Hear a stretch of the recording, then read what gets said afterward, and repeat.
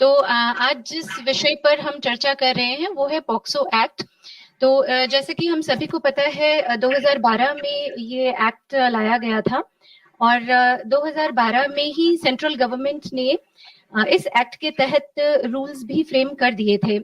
लेकिन अभी रिसेंटली 2020 में पुराने जो रूल्स थे उन्हें रिपील करके नए रूल्स फ्रेम किए गए और 2019 में जो पुराना हमारा प्रिंसिपल एक्ट था उसमें कुछ संशोधन लाए गए।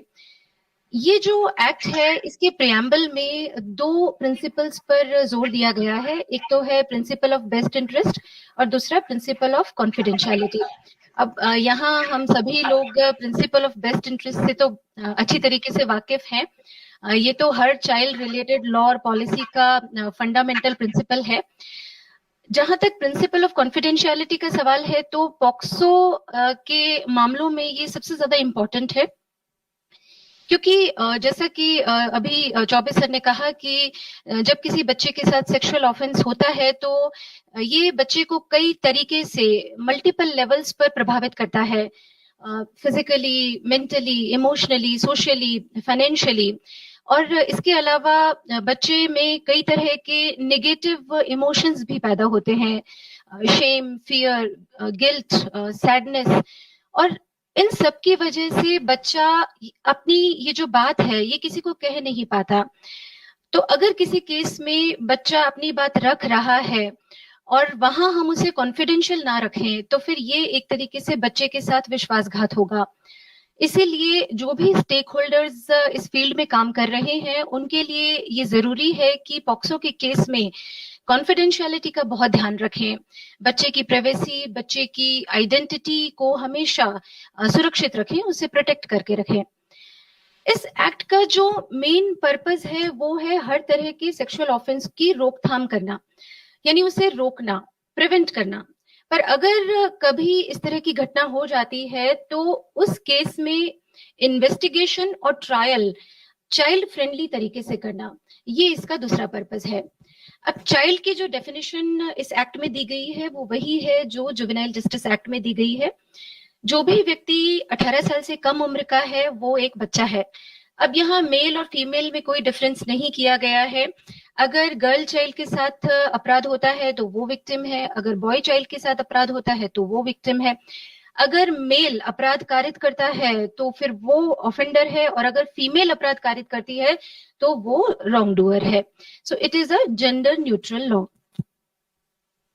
इस एक्ट में ऑफेंसेस की कैटेगरीज दी गई हैं, जैसा कि आप यहाँ स्लाइड में देख सकते हैं। सेक्शन 3, 5, 7 और 9 में जो ऑफेंसेस दिए गए हैं वो डायरेक्टली फोर्सफुल फिजिकल कॉन्टैक्ट से होने वाले ऑफेंसेस हैं। Penetrative sexual assault involves physical penetration and sexual assault involves physical touch with sexual intent. तो ये जो 3, 5 और 7 और 9 के तहत अपराध हैं ये बहुत ज्यादा सीरियस नेचर के हैं। तो इन केसेस में जो अफेक्टेड बच्चे हैं उनका रिहैबिलिटेशन भी बड़ा मुश्किल हो जाता है, तो यहाँ ज्यादा ध्यान देना है। Section 11 is about sexual harassment, which covers indirect harassment also, like harassment by way of words, gestures, by exhibiting a body part, by following or threatening a child with sexual intent. Then section 13 is about use of child for pornographic purposes, which covers all sorts of media representation, programs, advertisements, wherein any child has been used in an obscene or indecent manner. Then section 15 में pornographic material के storage को भी punishable बनाया गया है। और 2019 का जो अमेंडमेंट आया उसमें सेक्शन 15 की फिर 3 कैटेगरीज और कर दी गई। 2019 में जो सेक्शन 4 और 6 में पनिशमेंट दी गई है उनको भी बढ़ा दिया गया। यहाँ आप इस स्लाइड में ऑफेंसेस और उनकी जो कॉरेस्पॉन्डिंग पनिशमेंट्स हैं वो देख सकते हैं। यहाँ पर जो मेन इंपॉर्टेंट बात है वो मैं आपको बता देती हूँ कि अगर 16 साल से कम उम्र के बच्चे के साथ पेनिट्रेटिव सेक्सुअल असॉल्ट होता है तो उसके लिए जो कम से कम सजा है वो 20 साल की जेल है, विच में एक्सटेंड टू लाइफ इम्प्रिजनमेंट। और किसी भी उम्र के बच्चे के साथ अगर एग्रेवेटेड पेनिट्रेटिव सेक्सुअल असॉल्ट होता है तो उसकी सजा भी है कम से कम 20 साल, विच में एक्सटेंड टू लाइफ इम्प्रिजनमेंट, और यहाँ डेथ पनिशमेंट भी हो सकती है। यहाँ पर एक बात और ध्यान देने वाली ये है कि अगर 12 साल से कम उम्र के बच्चे के साथ किसी भी तरह का सेक्सुअल असॉल्ट होता है, चाहे वो सेक्सुअल असॉल्ट हो या पेनिट्रेटिव सेक्सुअल असॉल्ट हो, तो फिर वो एग्रेवेटेड वाली कैटेगरी में गिना जाएगा। अब एग्रेवेटेड का मतलब क्या होता है? एग्रेवेटेड यानी जिसकी ग्रेविटी ज्यादा है, जिसकी सीरियसनेस ज्यादा है, तो यहाँ पर पनिशमेंट भी ज्यादा होगी।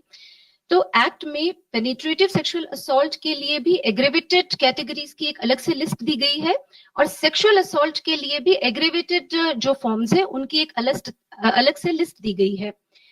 अगर इसका मैं एग्जांपल आपको बताऊं तो जब एक पुलिस ऑफिसर किसी असॉल्ट करता है तो इसे एग्रेवेटेड सेक्सुअल असॉल्ट माना जाएगा, या किसी डिसेबल्ड बच्चे के साथ सेक्सुअल असॉल्ट होता है तो इसको भी एग्रेवेटेड सेक्सुअल असॉल्ट माना जाएगा। अगर किसी बच्ची के साथ पेनिट्रेटिव सेक्सुअल असॉल्ट होता है और उसकी वजह से वो प्रेग्नेंट हो जाती है, या उसको HIV इन्फेक्शन हो जाता है, या उसे किसी तरह की सेक्सुअली ट्रांसमिटेड डिजीज हो जाती है, या उसकी डेथ हो जाती है, तो इसे एग्रेवेटेड पेनिट्रेटिव सेक्सुअल असॉल्ट माना जाएगा। यहाँ पर ये समझना जरूरी है कि जो भी लोग चाइल्ड केयर, प्रोटेक्शन या वेलफेयर की फील्ड में काम कर रहे हैं, उनको ये पता होना चाहिए कि जब एक व्यक्ति बच्चे के साथ ट्रस्ट या अथॉरिटी की रिलेशनशिप में है या पोजीशन में है, और वही व्यक्ति उस बच्चे के साथ सेक्सुअल अब्यूज करता है, तो वहां उस व्यक्ति को एग्रेवेटेड वाली जो कैटेगरी है उसके तहत बुक किया जाएगा और प्रोसिक्यूट किया जाएगा। देन इस एक्ट में ये बहुत ही क्लियरली एक्सप्रेस किया गया है कि abatement of an offense and attempt to commit an offense both are punishable.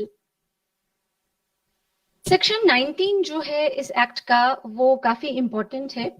Generally ये देखा गया है कि जब किसी बच्चे के साथ इस तरह की घटना घटित होती है तो वो अपनी बात किसी को कह नहीं पाता है। अगर कह भी देता है अपने परिवार वालों के साथ, तो ये देखा गया है कि परिवार ही या जो फैमिली मेंबर्स ही हैं वो उसे डिस्करेज करते हैं, उसे चुप करवा देते हैं। इसीलिए इस एक्ट के सेक्शन 19 में ये जिम्मेदारी हम सभी नागरिकों पर डाली गई है कि अगर हमें इस बात की जानकारी है कि किसी बच्चे के साथ सेक्सुअल अब्यूज हुआ है, या हमें ये जानकारी है कि ऐसा कोई अपराध होने की संभावना है, तो इसकी सूचना हमें पुलिस को देनी। अब यहाँ पर पुलिस की जब बात आती है तो दो ऑप्शंस दिए गए हैं एक्ट में ही। एक तो है स्पेशल जुवेनाइल पुलिस यूनिट और दूसरे है लोकल पुलिस।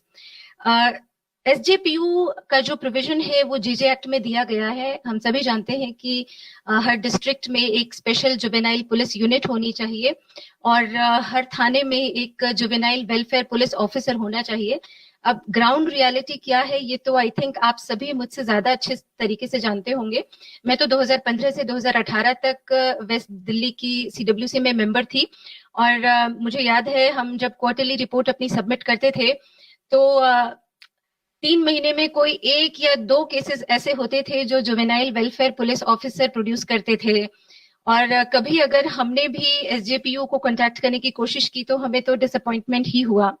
पर एनीवेज लोकल पुलिस तो है ही, और जहां तक CWCs का सवाल है तो आपके डिस्ट्रिक्ट में जितने भी थाने हैं वो तो आपके जुरिस्डिक्शन में आते ही हैं, तो यहाँ रिपोर्टिंग वाला इशू CWC के साथ तो है नहीं। वैसे एक्ट में ये कहा गया है कि कोई भी व्यक्ति जब पुलिस को इस तरह की रिपोर्ट देता है तो पुलिस की ये जिम्मेदारी है कि उसे अभिलिखित करे और उसे पढ़ करके इन्फॉर्मेंट को सुनाए, और साथ ही जो पुलिस ऑफिसर उसे रिकॉर्ड कर रहा है वो अपना नाम, अपना फोन नंबर, अपने सुपरवाइजिंग ऑफिसर यानी जो सीनियर है उसका नाम और फोन नंबर भी इन्फॉर्मेंट को दे। जब इस तरह के से रिपोर्टिंग हो जाती है और केस रिकॉर्ड हो जाता है तो उसके बाद पुलिस की ये ड्यूटी है कि अगले 24 घंटों के अंदर अंदर ये जो रिपोर्ट है ये CWC तक भी पहुंचाए और स्पेशल कोर्ट तक भी पहुंचाए। पॉक्सो केसेस में जो विक्टिम बच्चे हैं उनके रिहैबिलिटेशन की एक बहुत बड़ी जिम्मेदारी CWC पर है। जब किसी बच्चे के साथ सेक्सुअल अब्यूज होता है तो वो CNCP है। तो यहाँ पर कोई भी पॉक्सो केस हो, उसकी report concern child welfare committee तक पहुंचाना बहुत जरूरी है। अगर आपके पास किसी केस के रिगार्डिंग रिपोर्ट नहीं पहुंचती है या न्यूज़पेपर वगैरह में आपको ये पता चलता है कि ऐसा कोई केस थाने में दर्ज हुआ है, तो आपको उस थाने से रिपोर्ट जरूर मंगवानी चाहिए। इंसिस्ट केस में और जहां बच्चे के पास कोई पेरेंटल या फैमिली सपोर्ट नहीं है, तो वहां पर बच्चे का कंसर्न सीडब्ल्यूसी में प्रोडक्शन, फिजिकल प्रोडक्शन कंपलसरी है। तो इस बात पर भी आपको गौर करना होगा। स्पेशल कोर्ट का यहाँ मतलब है the court which has powers of sessions court. And ये जो डेजिग्नेशन होता है पॉक्सो कोर्ट का, ये या तो पॉक्सो एक्ट के तहत होता है और it may be a court which has been designated as the children court under the provisions of the commissions for the protection of child rights act और any other law for the time being in force. So basically जो POCSO cases हैं वो एक special court सुनता है जिसके पास sessions court की पावर्स हैं। Then under section 21, failure to report or failure to record a case both have been made punishable. और यहाँ मैं आपका ध्यान इस बात पर आकर्षित करना चाहूंगी कि अगर किसी इंस्टीट्यूशन में इस तरह की कोई घटना घटित होती है, कोई ऐसा अपराध होता है और इंस्टीट्यूशन का इंचार्ज पुलिस को इसकी रिपोर्ट नहीं देता है, तो यहाँ पे जो नॉन रिपोर्टिंग के लिए पनिशमेंट है वो ज्यादा है। तो खास करके जो चाइल्ड केयर इंस्टीट्यूशंस हैं, उनके सुपरिंटेंडेंट्स को इस बारे में नॉलेज होनी चाहिए कि ऐसा प्रोविजन इस एक्ट में है। Then because the provisions of this act are so stringent, it was necessary to incorporate a section which could effectively prevent or control misuse or abuse of law. तो जो section 22 है उसमें ये provision दिया गया है कि अगर सेक्शन 3, 5, 7 और 9 के तहत कोई शिकायत दर्ज होती है और बाद में ये पता चलता है कि ये शिकायत झूठी थी और दुर्भावना के साथ दर्ज की गई थी, तो शिकायतकर्ता के खिलाफ कार्यवाही की जाएगी।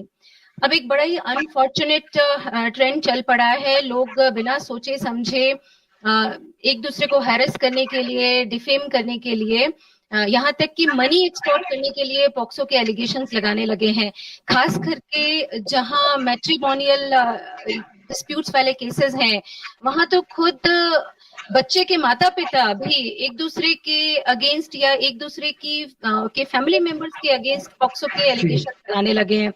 एंड आई थिंक मुझे लगता है ऐसे केसेस सीडब्ल्यूसीज ने भी देखे होंगे जहां लोग चाइल्ड कस्टडी के लिए सीडब्ल्यूसीज के पास आने लगे हैं। हालांकि this is a misconception amongst public, because child welfare committee के पास मैरिटल डिस्कॉर्ड के केसेस में कस्टडी डिसाइड करने की कोई पावर नहीं है, ये पावर फैमिली कोर्ट के पास है।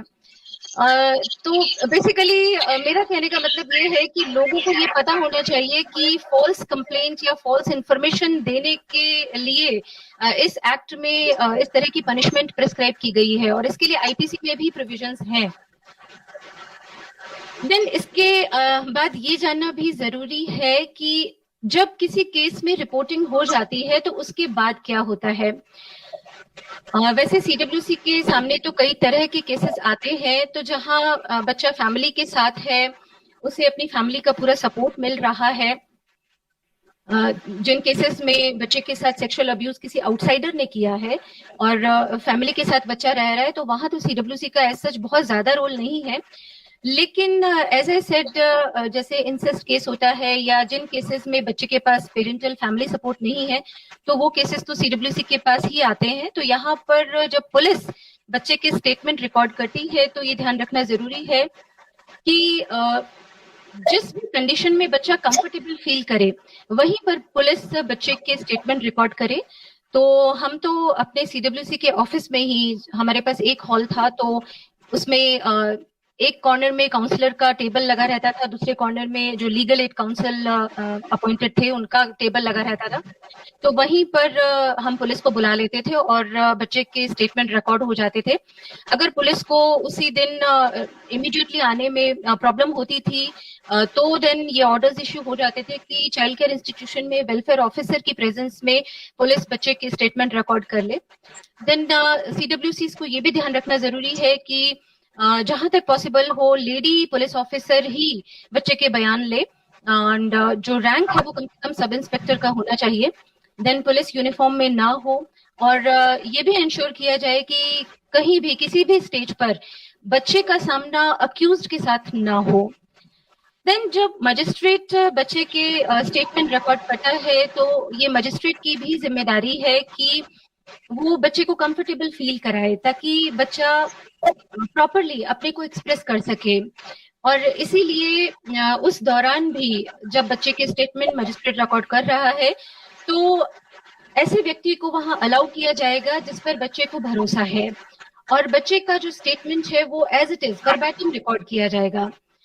चाहे पुलिस बच्चे की स्टेटमेंट रिकॉर्ड कर रही हो या मजिस्ट्रेट बच्चे के स्टेटमेंट रिकॉर्ड कर रहा हो, दोनों ही सिचुएशंस में अगर किसी भी वजह से, जैसे कि ट्रॉमा की वजह से, डिसेबिलिटी की वजह से या लैंग्वेज बैरियर की वजह से बच्चा अगर सही तरीके से कम्युनिकेट नहीं कर पा रहा है तो फिर यहाँ एक्सपर्ट्स जैसे कि ट्रांसलेटर है, इंटरप्रेटर है, स्पेशल एजुकेटर है, इन्हें बुलाना चाहिए। और इस तरह के जो एक्सपर्ट्स हैं उनकी इंफॉर्मेशन, उनके contact numbers district child protection unit के पास होने चाहिए।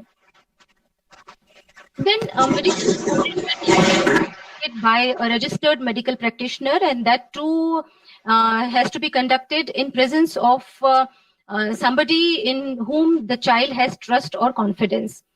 अगर ऐसा कोई भी व्यक्ति अवेलेबल नहीं है तो फिर जो मेडिकल इंस्टीट्यूशन का हेड है ये उसकी जिम्मेदारी है कि वो एक वुमन अटेंडेंट को यहाँ नॉमिनेट करे।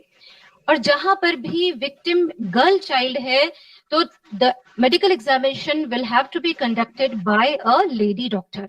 और जिन केसेस में अर्जेंट मेडिकल केयर की जरूरत है वहां पर डॉक्टर्स के लिए ये जरूरी है कि वो बच्चे को नेसेसरी ट्रीटमेंट और केयर प्रोवाइड करें।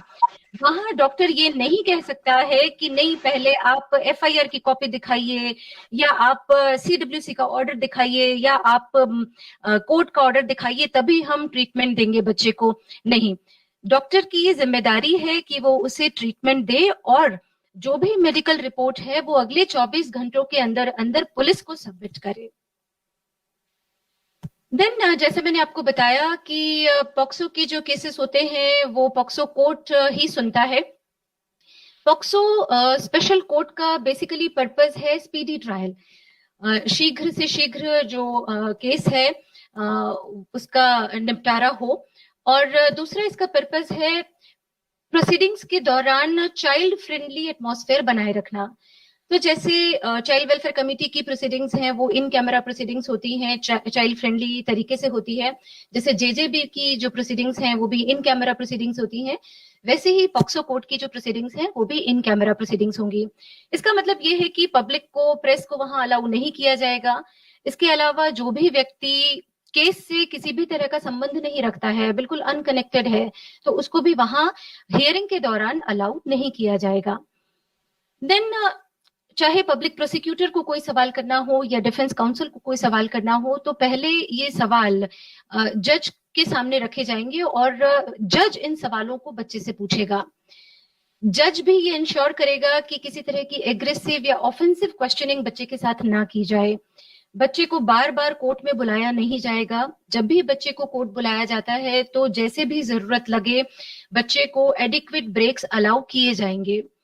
और यहाँ भी कोर्ट प्रोसीडिंग्स के दौरान ये जज की जिम्मेदारी है कि उस व्यक्ति को उपस्थित रहने के लिए अलाउ किया जाए जिस पर बच्चे को ट्रस्ट है, कॉन्फिडेंस है। ये तो रही पॉक्सो कोर्ट की बात। जिन केसेस में अपराध कारित करने वाला खुद ही बच्चा है तो वहां उसका प्रोडक्शन तो जुवेनाइल जस्टिस बोर्ड के सामने होगा और वहां प्रोसीडिंग्स हमारा जो JJ एक्ट है उसके हिसाब से चलेगी। अब जो पॉक्सो केसेस होते हैं उनमें जब भी विक्टिम की एज को डिटरमाइन करना होता है या फिर अक्यूज्ड की एज को डिटरमाइन करना होता है। तो ये जो एज डिटर्मिनेशन है ये जेजे एक्ट के सेक्शन 94 के अनुसार ही किया जाता है। और यहाँ पर I would like to share a case with you all. हमारे पास चाइल्ड लेबर में एक केस आया था पहले, और उस केस में जो लड़की थी वो एम्प्लॉयर के यहाँ बेसिकली एक डोमेस्टिक हेल्प की तरह काम कर रही थी, और उसका जब हमने बोन ऑसिफिकेशन करवाया था तो उसकी एज आई थी 17 से 19 साल के बीच। और यहाँ क्योंकि चाइल्ड वेलफेयर कमिटी का जो जनरल प्रैक्टिस है वो यही है कि हम लोग लोअर लिमिट को ही एज डिटरमाइन करते हैं ताकि लॉ का बेनिफिट बच्चे को मिल सके। तो यहाँ हमने उसकी जो एज है वो 17 साल फिक्स की थी, और हमने उसकी वेज रिकवरी के ऑर्डर्स इशू किए थे एम्प्लॉयर के अगेंस्ट। पर एम्प्लॉयर ने इसके अगेंस्ट अपील की सेशंस कोर्ट में, और sessions court upheld our decision. लेकिन क्योंकि इसमें पॉक्सो के भी चार्जेस थे, बाद में जो एम्प्लॉयर है उसने हाई कोर्ट में हमारे इस डिसीजन के अगेंस्ट अपील किया था। सेशंस कोर्ट ने जब हमारा डिसीजन अपहेल्ड किया तो उसके बाद, और हाई कोर्ट ने इसमें जो बच्ची की एज है वो 19 साल डिसाइड की, ये कहते हुए कि क्रिमिनल लॉ का ये एक बेसिक प्रिंसिपल है कि जो बेनिफिट ऑफ डाउट है वो अक्यूज्ड को जाएगा। तो वहां हमने 17 साल डिसाइड की थी, बट हाईकोर्ट ने वहां उसे 19 साल डिसाइड किया। तो हाँ, यहाँ पर ये एक पैराडॉक्स क्रिएट होता है। तो दिस इज अ कंसर्न, और इस तरह की कॉम्प्लेक्सिटीज लॉ में आगे आ जाती हैं। Another big concern is court delay, और कोर्ट डिलेज की वजह से ही जो स्पेशली पॉक्सो एक्ट में तो कोर्ट के लिए टाइमलाइन फिक्स की गई है। इसमें ये कहा गया है कि कोर्ट बच्चे की जो टेस्टिमनी है, जो एविडेंस है, वो 1 महीने के अंदर अंदर ले लेगा, और अगर उसमें कोई डिले होता है तो कोर्ट को उस डिले के जो रीजंस हैं वो रिकॉर्ड करने होंगे। और फिर भी जो भी सिचुएशन है, कोर्ट को ये कोशिश करनी चाहिए कि जहां तक पॉसिबल हो 1 साल के अंदर अंदर जो ट्रायल है वो फिनिश हो जाए और डिसीजन आ जाए। अब यहाँ पर भी सीडब्ल्यूसीज के लिए वहां प्रॉब्लम आ जाती है जहां चाइल्ड ट्रैफिकिंग वाले केसेस होते हैं, जहां बच्चा एक राज्य से दूसरे राज्य में लाया गया। ऐसे बहुत केसेस हमारे सामने आते हैं जहां पर चाइल्ड लेबर के केसेस हैं। बच्चे या तो खुद आ गए, अपने किसी रिश्तेदार के साथ एक राज्य से दूसरे राज्य में आए, एक डिस्ट्रिक्ट से दूसरे डिस्ट्रिक्ट में आए हैं, और जहां वो रह रहे हैं वहां उनके साथ अपराध हुआ। अब वहां जब केस शुरू होता है तो उसके साथ साथ में सीडब्ल्यूसीज बच्चे की जो ओरिजिनल फैमिली है उसको भी ढूंढने का प्रयास करती है। तो ऐसे में एक तरफ कोर्ट में पॉक्सो केस चल रहा है, दूसरी तरफ सीडब्ल्यूसी के सामने जब बच्चे की फैमिली आ जाती है, वो कस्टडी मांगती है, तो वहां ये इशू होता है कि बच्चे को फिर उस राज्य से वापस उसके जो होम स्टेट में है वहां पर कस्टडी देनी पड़ती है। तो यहाँ पर आपको जो भी फैक्ट्स एंड सर्कमस्टांसेस है वो सभी कुछ देखते हुए बच्चे के जो भी बेस्ट इंटरेस्ट में डिसीजन बनता है वो लेना होगा। और इस तरह के जो केसेस हैं वहां ये देखते रहना बहुत जरूरी है कि कोर्ट में किस स्टेज पर केस चल रहा है पॉक्सो का, और यहीं पर जो आपके लीगल एड काउंसिल्स हैं जो कि डिस्ट्रिक्ट लीगल सर्विसेज अथॉरिटीज के थ्रू अपॉइंट किए जाते हैं, उनका रोल काफी इंपॉर्टेंट है। और अगर आपके पास नहीं है लीगल एड काउंसिल्स, तो ये जो भी चेयरपर्सन्स हैं, मेंबर्स हैं, वो बिल्कुल डीएलएसए को इस बारे में इन्फॉर्म करके और इनका अपॉइंटमेंट करवा सकते हैं। इनफैक्ट जब कोर्ट में केस चलता है तो बच्चे के और भी लीगल राइट्स होते हैं जिस पर इन लीगल एड काउंसिल्स की नजर होनी चाहिए। They should be vigilant about it. For example court में भी प्रोसीडिंग्स के दौरान कभी भी बच्चे का आमना सामना अक्यूज से नहीं होना चाहिए। देन जब भी इंटरप्रेटर की या किसी एक्सपर्ट की जरूरत है तो इस तरह के एक्सपर्ट को अवेलेबल करना भी कोर्ट के लिए एक रिक्वायरमेंट होती है। तो यहाँ अगर आपको लगता है कि बच्चे को एक अलग से लॉयर की जरूरत है तो सीडब्ल्यूसी बिल्कुल डिस्ट्रिक्ट लीगल सर्विसेज अथॉरिटी को इस बारे में रिकमेंडेशन दे सकती है, क्योंकि लीगल असिस्टेंस बच्चे का एक राइट है और बच्चे के राइट को इंश्योर करना सीडब्ल्यूसी की जिम्मेदारी है।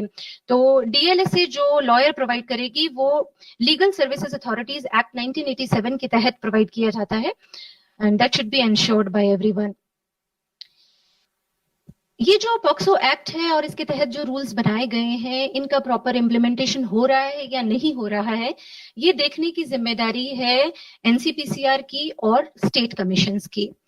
तो यहाँ चाइल्ड वेलफेयर कमेटी के जुरिस्डिक्शन में जो कोई स्पेसिफिक केस चल रहा है, उस केस की रिपोर्ट कमीशन मांग सकता है। Here CWC will have to submit a report, अगर इस तरह की कोई रिपोर्ट मांगी जाती है कमीशन के द्वारा तो। देन सीडब्ल्यूसीज के मेंबर्स जब भी चाइल्ड केयर इंस्टीट्यूशंस में जाएं तो ये जरूर देखें कि वहां के स्टाफ का रेगुलर पुलिस वेरिफिकेशन और बैकग्राउंड चेक हो रहा है और उनकी रेगुलर एक पीरियोडिक ट्रेनिंग, सेंसिटाइजिंग ट्रेनिंग हो रही है पॉक्सो एक्ट के अनुसार। Rule 4 is very significant because it talks about care and protection of a child. देखिए, जब भी कोई बच्चा या बच्चे के बिहाफ पर कोई एडल्ट पुलिस के पास जाता है और कंप्लेंट दर्ज करवाता है, तो वहां बच्चे को तो नहीं पता, बच्चे की फैमिली को भी नहीं पता कि उनके एंटाइटलमेंट्स क्या हैं, बच्चे के राइट्स क्या हैं लॉ के तहत। तो यहाँ ये पुलिस की जिम्मेदारी है कि वो बच्चे को, बच्चे की फैमिली को या बच्चे के साथ जो भी कॉन्फिडेंट पर्सन आया है उसे ये इंफॉर्मेशन दे कि लॉ में बच्चे को ये राइट्स प्रोवाइड किए गए हैं। और इसके लिए रूल्स में एक फॉर्मेट जोड़ा गया है जो पहले नहीं था, अभी नए रूल्स में आया है। दिस इज फॉर्म ए। तो फॉर्म ए में जो जानकारी प्रोवाइड करनी है बच्चे को, वो सभी प्रोवाइड करना पुलिस की जिम्मेदारी है। इसी तरीके से जब भी एफआईआर रजिस्टर होती है इस तरह के केसेस में, तो जो एक प्रिलिमिनरी असेसमेंट रिपोर्ट है वो पुलिस को तैयार करनी होती है और इसका पर्पस है सीडब्ल्यूसी को इंफॉर्मेशन देना बच्चे के केयर और प्रोटेक्शन के रिगार्डिंग। तो ये फॉर्म बी रूल्स में दिया गया है जो कि पुलिस सबमिट करेगी सीडब्ल्यूसी को। तो ये फॉर्म ए और फॉर्म बी, ये दो फॉर्मेट्स दिए गए हैं रूल्स में, ये पहले नहीं थे, ये नए रूल्स में आए हैं। जिन केसेस में बच्चा और जो अक्यूज्ड पर्सन है वो किसी शेयर्ड हाउस होल्ड में रह रहे थे, इंसेस्ट केस है, तो वहां पर बच्चे का प्रोडक्शन सीडब्ल्यूसी के सामने होगा।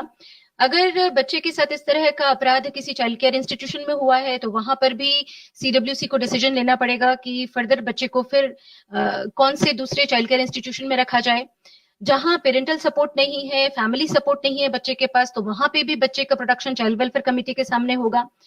तो यहाँ जो भी रेलेवेंट फैक्टर्स हैं उनको असेस करते हुए एक डिटेल्ड असेसमेंट के बेसिस पर चाइल्ड वेलफेयर कमेटी ये डिसाइड करेगी कि बच्चे को ऑल्टरनेटिव केयर की क्या फैसिलिटी देनी है।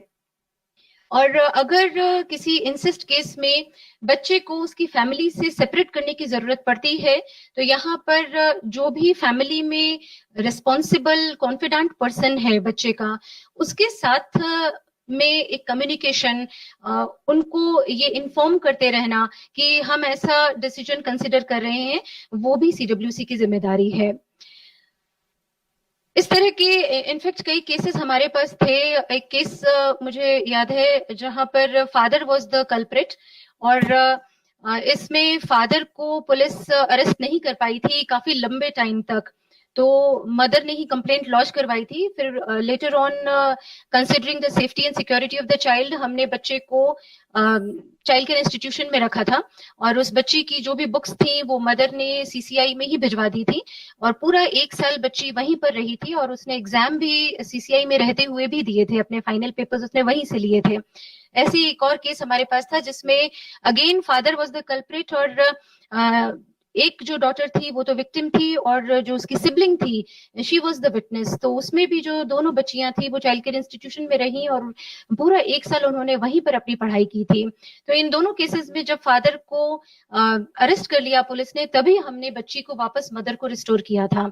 लेकिन इन दोनों केसेस में मदर को हमेशा इन्फॉर्म करते रहना बच्चे की वेलबींग के बारे में, देन मदर को सीसीआई में टाइमली बच्चे के साथ मिलना, ये सब कुछ अलाउ करना और कैसे इसमें आगे बढ़ना है, ये सब कुछ सीडब्ल्यूसी को ही देखना होता है। देन एक और बहुत इंपॉर्टेंट पॉइंट है और या एक मैं कहूँ इंपॉर्टेंट पावर है सीडब्ल्यूसी के पास, वो है सपोर्ट पर्सन अपॉइंट करने की पावर। और ये एक रिस्पॉन्सिबिलिटी भी है। हर केस में चाइल्ड वेलफेयर कमेटी बच्चे के साथ बातचीत करके और बच्चे के जो भी कॉन्फिडेंट पर्सन है उनके साथ बातचीत करके सपोर्ट पर्सन की जो फैसिलिटी है वो प्रोवाइड करेगी पॉक्सो केस में। अब सपोर्ट पर्सन किसे अपॉइंट किया जा सकता है, तो इसमें किसी ऑर्गेनाइजेशन को भी अपॉइंट किया जा सकता है। फर्दर वो ऑर्गेनाइजेशन अपने किसी केस वर्कर को यहाँ पर नॉमिनेट करेगी। किसी सोशल वर्कर को, इंडिविजुअल को भी अपॉइंट किया जा सकता है, या फिर डिस्ट्रिक्ट चाइल्ड प्रोटेक्शन यूनिट के किसी केस वर्कर को अपॉइंट किया जा सकता है, या अगर बच्चा चाइल्ड केयर इंस्टीट्यूशन में रह रहा है तो वहां वेलफेयर ऑफिसर को भी सपोर्ट पर्सन अपॉइंट किया जा सकता है। सपोर्ट पर्सन का जो मेन काम है वो है इन्वेस्टिगेशन और ट्रायल से रिलेटेड जो भी कार्यवाही चल रही है उसकी इंफॉर्मेशन बच्चे को देना, बच्चे की फैमिली को देना और उनको असिस्ट करना, उन्हें सपोर्ट करना।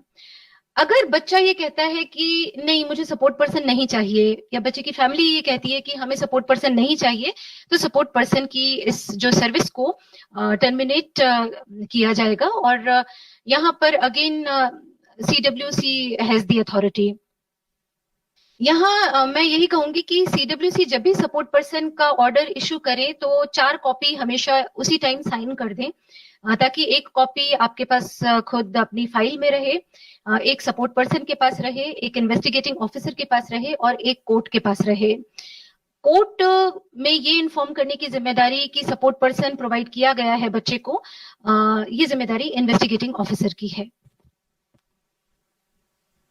देन एक नया रूल ऐड हुआ है, and this is about special relief to the child और चाइल्ड्स फैमिली। जिन भी केसेस में CWC को ये लगता है कि फैमिली बहुत ही गरीब है और या फिर पॉक्सो केस की वजह से उसकी कंडीशन ऐसी हो गई है कि जो day to day essential needs हैं वो भी पूरी नहीं हो पा रही है उनकी, तो यहाँ फाइनेंशियल सपोर्ट देने के लिए CWC रिकमेंडेशन दे सकती है या तो डिस्ट्रिक्ट लीगल सर्विसेज अथॉरिटी को या फिर डिस्ट्रिक्ट चाइल्ड प्रोटेक्शन यूनिट को। तो जो बच्चा है या बच्चे की फैमिली है उनकी जो भी कंटिजेंसीज हैं that will be looked after by this particular relief. और यहाँ पर जो भी रिकमेंडेशन CWC देती है उस अमाउंट का जो पेमेंट है वो 1 सप्ताह के अंदर अंदर हो जाना चाहिए। ये पेमेंट या तो DLA से करेगी या फिर DCPU की तरफ से होगा। सो जो भी स्टेट फंड्स अवेलेबल हैं उनके थ्रू ये पेमेंट उस फैमिली को किया जाएगा।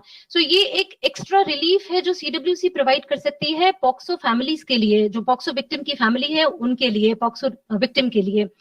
JJ एक्ट में जैसे हमारे पास ये प्रोविजन है कि हम स्पॉन्सरशिप या किसी और वेलफेयर स्कीम के साथ इस तरह की फैमिलीज को लिंक कर सकते हैं, तो ये भी एक एडिशनल प्रोविजन पॉक्सो रूल्स में दिया गया है।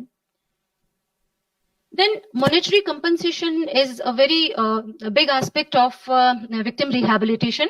तो यहाँ पर सेक्शन 33 में ये कहा गया है कि कंपनसेशन अवार्ड करने का जो पावर है वो पॉक्सो जज के पास है, और जो भी अप्रोप्रिएट केस जज को लगता है कि इमीडिएट रिलीफ की जरूरत है तो वहां पर जज इंटरिम कंपनसेशन भी अवार्ड कर सकता है। यहाँ कंपनसेशन कितना होगा, उसका अमाउंट क्या होगा, ये सब कुछ डिसाइड करने का जो पावर है वो पॉक्सो जज के पास है। और इस तरह के केसेस में जब डिसीजन अक्यूज्ड के अगेंस्ट जाता है, यानी अक्यूज्ड को कन्विक्ट डिक्लेयर कर दिया जाता है और उस पर फाइन लगाया जाता है, तो that fine will also be paid to the child. तो ये भी जो एक प्रोविजन है, CWC को इस बारे में अवेयर होना जरूरी है, क्योंकि ये फाइन बच्चे को अल्टीमेटली पे किया गया या नहीं पे किया गया ये CWC को देखना है।